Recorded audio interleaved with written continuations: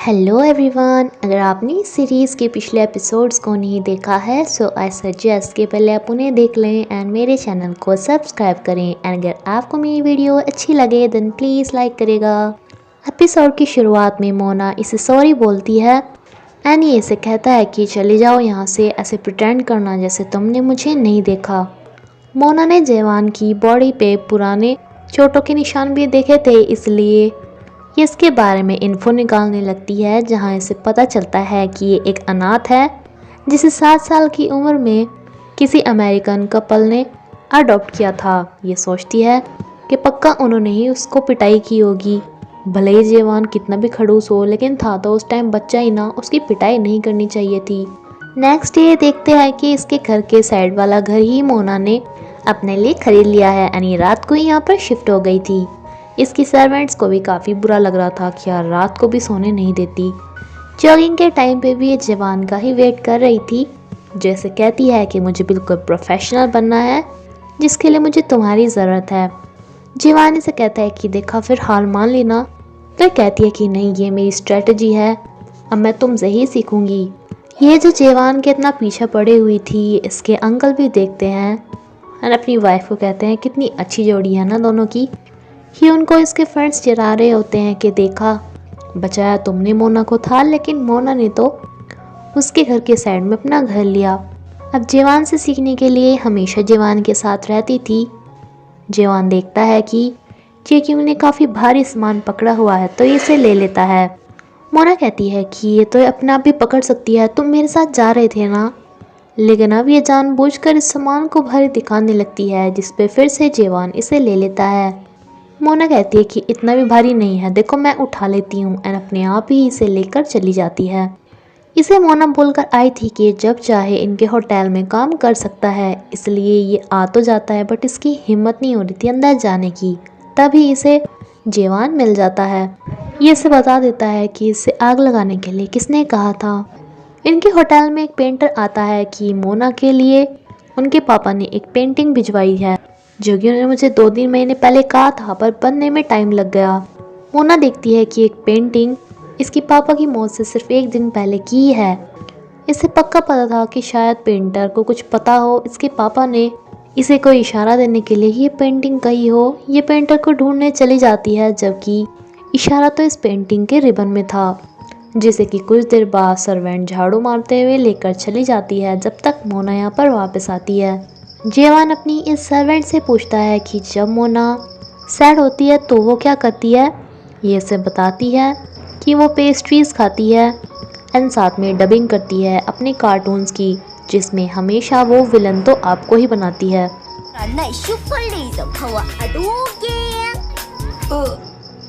Hyun इसे कहता है कि मैं उस पेंटर को तुम्हारे लिए ढूंढ कर ही रहूँगा।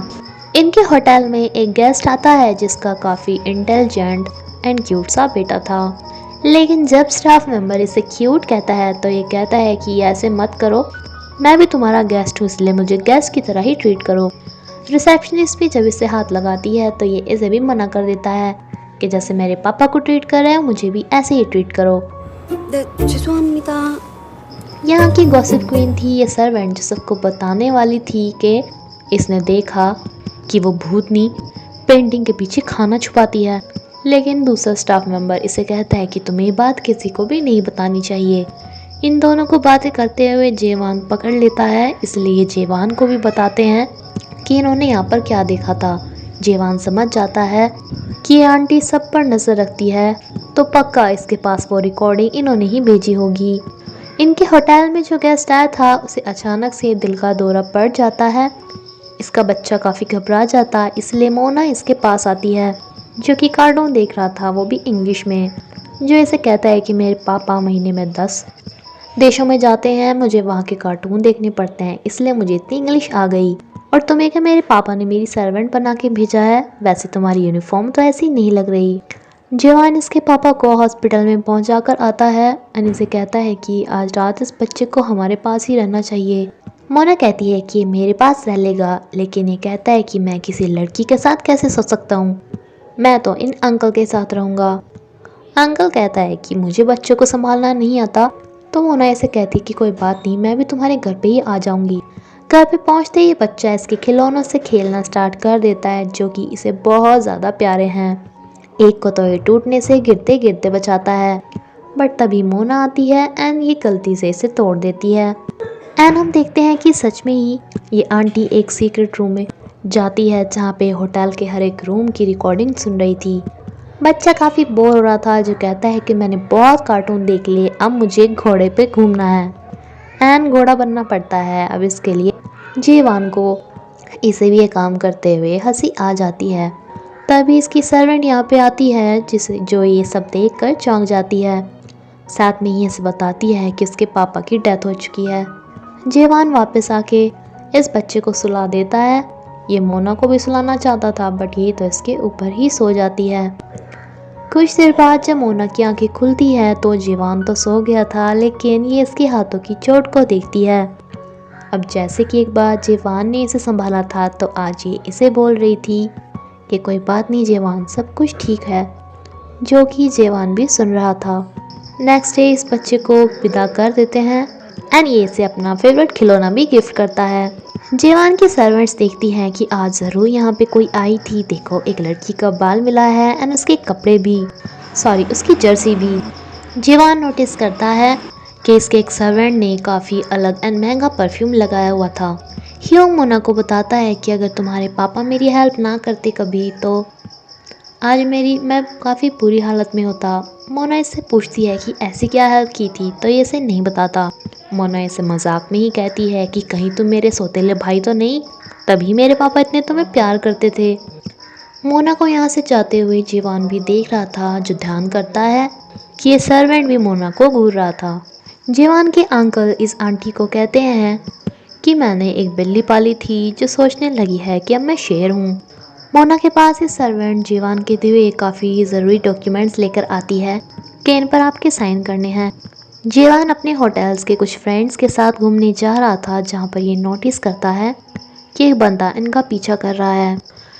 इसके फ्रेंड्स सुनाने के लिए बोलते हैं कि चलो पीछे वाली लड़कियों को पटाते हैं। इस बहाने से पीछे जाते हैं और इससे पास भागना स्टार्ट कर देते हैं, लेकिन हाथापाई के बाद भी वो भाग जाता है। एंड जीवान को यहाँ से वही स्मेल आ रही थी जो कि उस सर्वेंट में से आ रही थी। तभी इसके पास कोई वीडियो भेजता है मोना के घर की। जीवान काफ़ी घबरा जाता है कि जो इसके पास मोना की वीडियो भेज सकता है वो मोना को कुछ भी कर सकता है, इसलिए जल्दी से मोना के पास टपक पड़ता है, जो कि इसे कहती है कि देखो ना मुझे खाना बनाना नहीं आता बट मुझे भूख लग रही थी, मैंने सोचा एग्स बॉईल कर लेती हूँ बट वो भी पटक गए। जीवान जल्दी से इसके रूम की चेकिंग करना स्टार्ट कर देता है जहाँ से इसे एक कैमरा मिलता है। कि मोना को कहता है कि तुम यहाँ पर सेफ़ नहीं हो, जिस पे मोना इसे कहती है कि तो मैं सेफ़ हूँ कहाँ पे, जब मैं अब्रोड थी वहाँ भी मुझ पे हमले हुए, जब मैं होटल में रही तब वहाँ पर भी एंड अब यहाँ पर भी मैं कहीं भी सेफ़ नहीं हूँ, क्या तुम कुछ टाइम के लिए मेरे साथ रुक सकते हो। ह्योंग बेचारा रातों को उस पेंटर को ढूंढता फिर रहा था।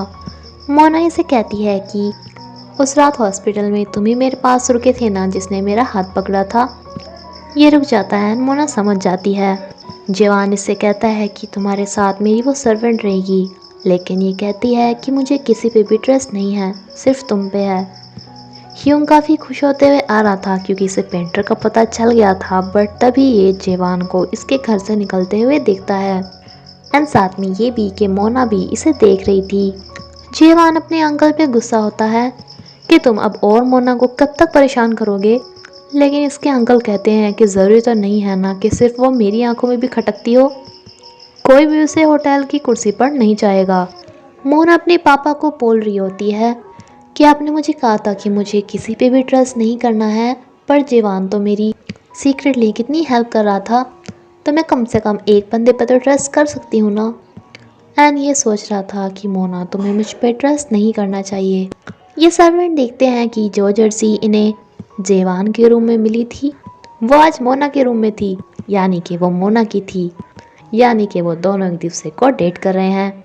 चेकिंग इसे बताती है कि मैं तुम्हारे होटल में बहुत बड़ा रेस्टोरेंट खोल रही हूँ जिससे तुम्हारे होटल की और ज़्यादा सेल्स होंगी एंड आज उसकी ओपनिंग सेरेमनी में तुम्हें आना है। तभी इसकी सर्वेंट इसे मोना के बारे में बताते हैं एंड ये चेकिंग को इग्नोर करके चला जाता है। जेवान मोना के पीछे फिर से उसी सर्वेंट को देखता है। ये इसका पीछा भी करता है, लेकिन रास्ते में ये आंटी आ जाती हैं जो इसे कहती है कि आपको ओपनिंग सेरेमनी की तैयारी करनी है ना। जेवान मोना को लेकर जा ही रहा था, तभी ये पागल लड़की इन्हें आके कहती है कि देखो मुझे नया ब्रेसलेट मिल गया, जो कि वही रिबन था जिस पे मोना के पापा ने इसे मैसेज दिया था, बट ये इस पे ध्यान नहीं देते। सेरेमनी के दौरान अंकल मोना को कहते हैं कि तुम यहीं पर ही बैठ जाओ, लेकिन जेवान इन्हें कहता है कि नहीं, वो कहीं और ही बैठ जाएगी। देन अंकल के पास बैठते ही है चे क्यों, जिसे अंकल कहते हैं कि तुम जेवान को पसंद करती हो, तभी उसके फ़ायदे के लिए तुमने यहाँ रेस्टोरेंट खोला ना। पर देखो ना वो मोना उसे कितना ज़्यादा बिगाड़ रही है। मोना की टेबल पे एक और बिजनेसमैन आके बैठ जाते हैं एंड तभी जेवान को कोई फ़ोन करके बुलाता है, लेकिन जब ये अटेंड करने जाता है तो कोई बोलता ही नहीं। ये नोटिस करता है कि वही सर्वेंट अंदर खाना लेकर चला गया बिकॉज इसे स्मेल आ गई थी। ये अंदर जाके देखता है कि सर्वेंट मोना के बिल्कुल पीछे था, जिसे ये जल्दी से हटा के मोना को बचा लेता है एंड सभी यहाँ पर इन दोनों को ऐसे गले लगते देखते हैं। ये इससे पूछता है कि तुम ठीक तो हो ना, एंड देन सर्वेंट से पूछता है कि ये अपने कॉटन से क्या निकाल रहा था, बट इसके हाथ में सिर्फ एक हैंकी था एंड सब जेवान को ही घूर रहे थे।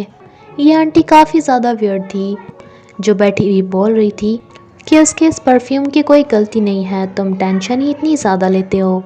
जेवान को उसके अंकल कहते हैं कि क्या तुम्हें पता है मोना तुम्हें पसंद करने लगी है, लेकिन उसे कितना ज़्यादा बुरा लगेगा जब उसे पता चले कि तुम उसी के भाई हो एंड वो अपने भाई को ही प्यार करने लगी, वो भी एक ऐसा सौतेला भाई जो उससे बदला लेने आया है एंड जो कि एक मर्डरर है। क्यों ना मैं उसे बता दूं कि तुम्हारी वजह से ही उसके पापा की डेथ हुई। ये सोचता है कि वो उस पर कितना यकीन करने लगी है, इसलिए ने कहता है कि प्लीज़ आप उसे मत बताइएगा, मुझसे गलती हो गई। ये कहता है कि हाँ, तुमने मुझे डरा के बहुत बड़ा गुनाह किया जिसकी तुम्हें पनिशमेंट मिलेगी एंड इसकी पिटाई करना स्टार्ट कर देता है।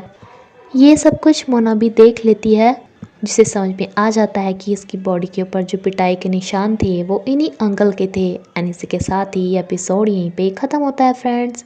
Thank you.